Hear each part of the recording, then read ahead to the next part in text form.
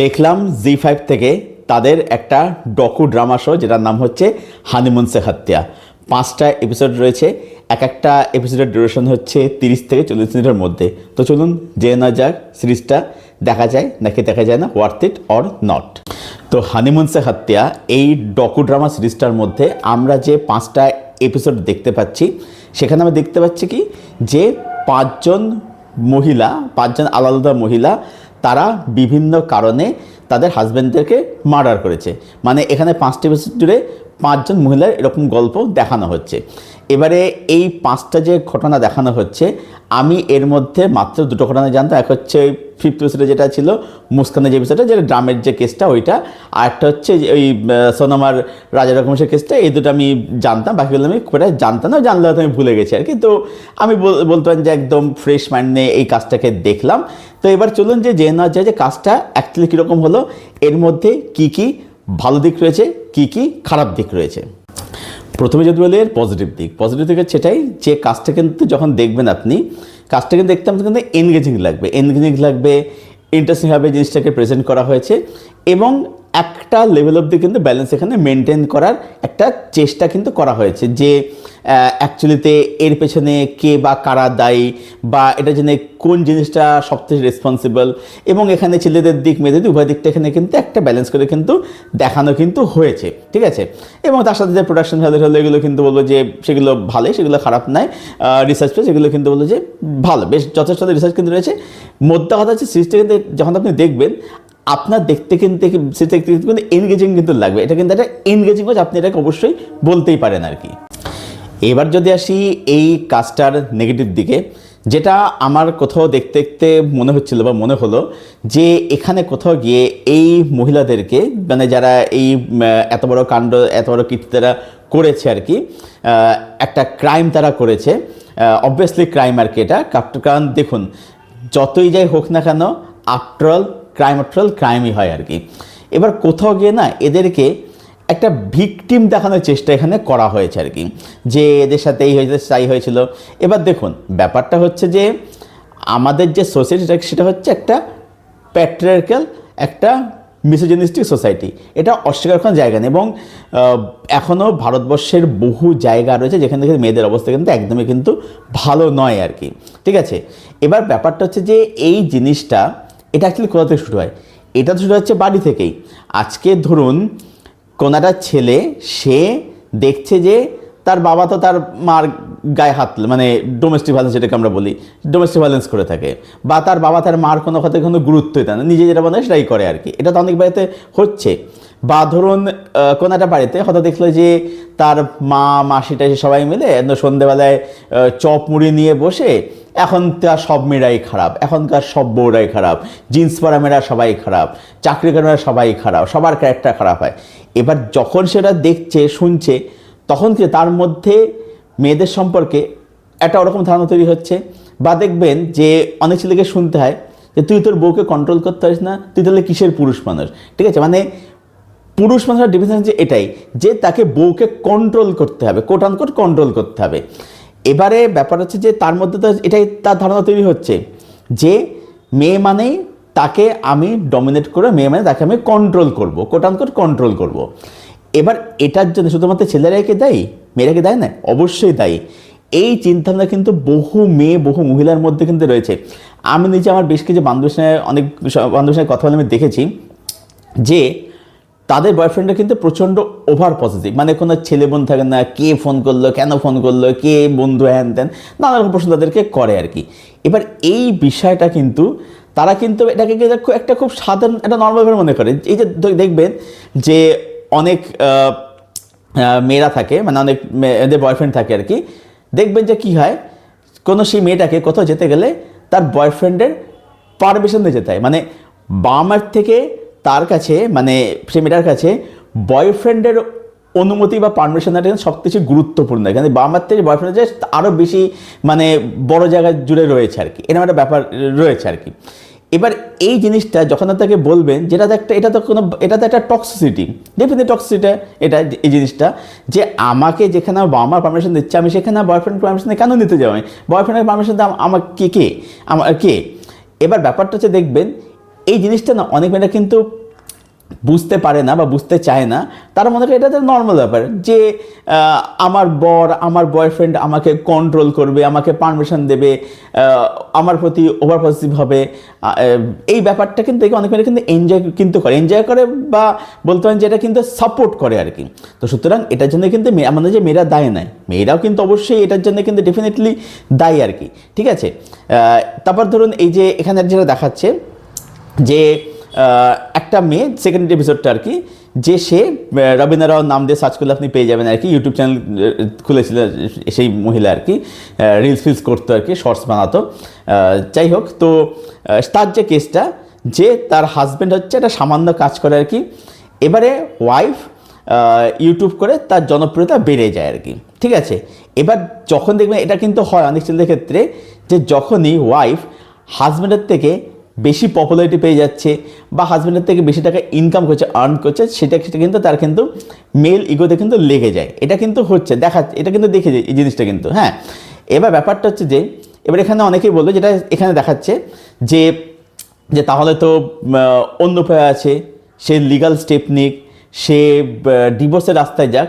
এবার ব্যাপারটা হচ্ছে এখানে কি, যখনই একটা মেয়ে ধরুন সে নিজের লিগাল স্টেপ নিচ্ছে, ঠিক আছে, বা ধরুন সে ডিভোর্সের দিকে যাচ্ছে, সোসাইটি তাকে কিন্তু কোথাও কিন্তু একঘরে ঠেলে দিচ্ছে। এই যে আপনি পেপার খোলার সাথে দেখবেন যে বধূ হত্যা, এই যে নানা হেডলাইন দেখতে পাবেন এখানে। এবার ব্যাপারটা হচ্ছে যে যখন এই ঘটনাটা ঘটছে, ধরুন যখন মেয়েটা যখন যাচ্ছে, তখন কি হচ্ছে, তখন মেয়ের বাড়ির লোকজন বলছে আমার মেয়েকে তো মেরে ফেলেছে, ওকে খুন করেছে, নানা রকম অভিযোগ তারা করছে।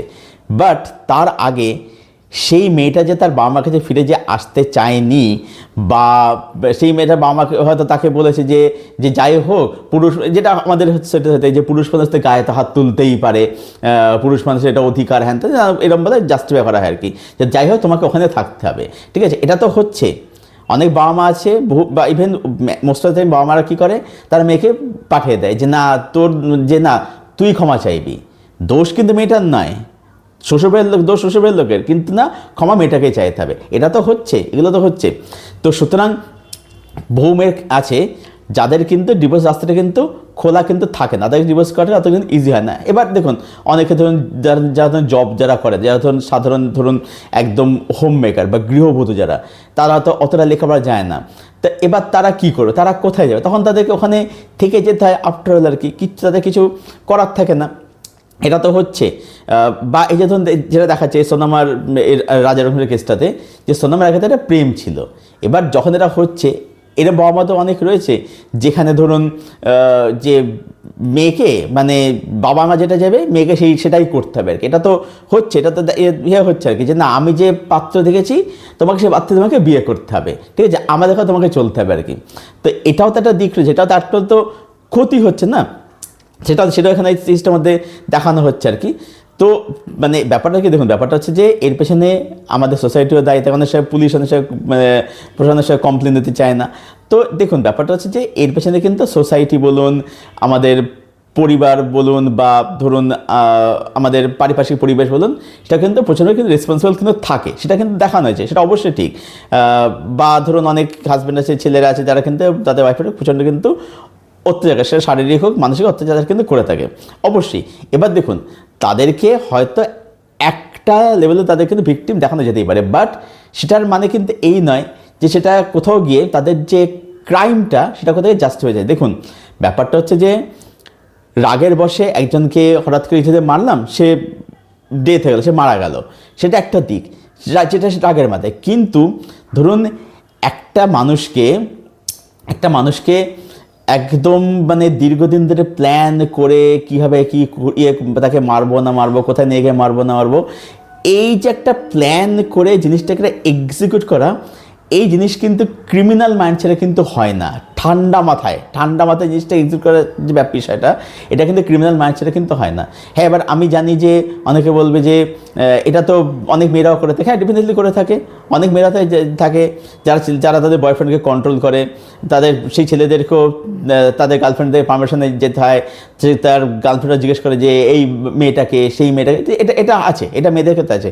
দেখুন কোনোটাই সমর্থনযোগ্য নয়, ওকে, কোনোটাই সমর্থনযোগ্য না। আজকে অতুল সুভাষের যে কেস সেটাও সমর্থনযোগ্য নয়, আবার এই যে ধরুন কোনো একটা মেয়ে ধরুন মারা যাচ্ছে হচ্ছে সেটা সমর্থনযোগ্য নয়, ঠিক আছে, কোনোটাই সমর্থনযোগ্য নয় আর কি, ঠিক আছে।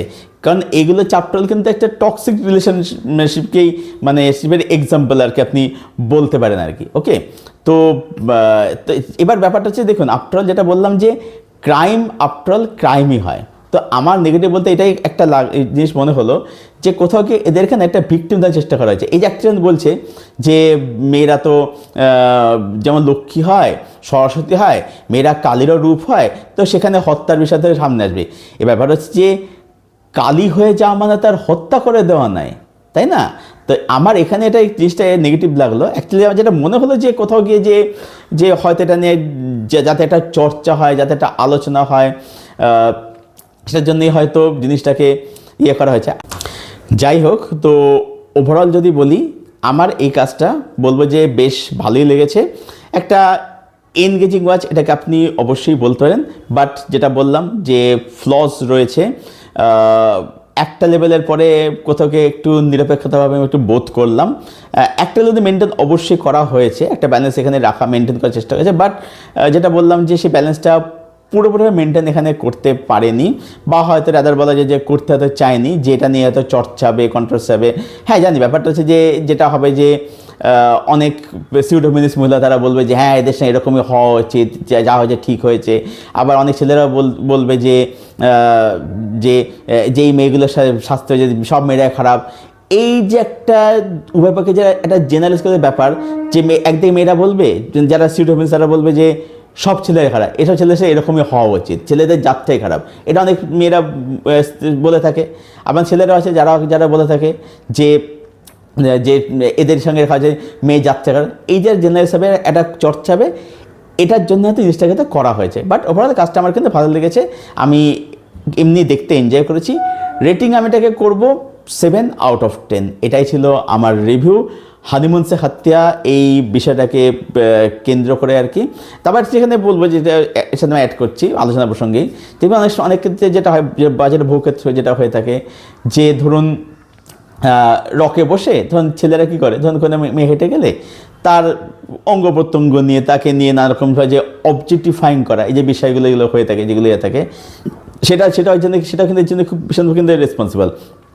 সেই কারণে কী হচ্ছে, অনেক ছেলেদের মধ্যে না আলাদা করে দেখবেন যে একটা মেয়েকে যে রেসপেক্ট করা, সম্মানের চোখে দেখা, সেটা কিন্তু তৈরি কিন্তু হয় না। তাদের মধ্যে ওই লাস্টের বিষয়টা কিন্তু মানে তৈরি হয় আর কি। এটা কিন্তু তার জন্য দায়ী এই মিসোজিনিস্টিক সোসাইটি, এটার জন্যে আর কি। যাই হোক, তো এটাই ছিল আমার রিভিউ, আমার আলোচনা হানিমুন সত্যা এই সিরিজটাকে কেন্দ্র করে।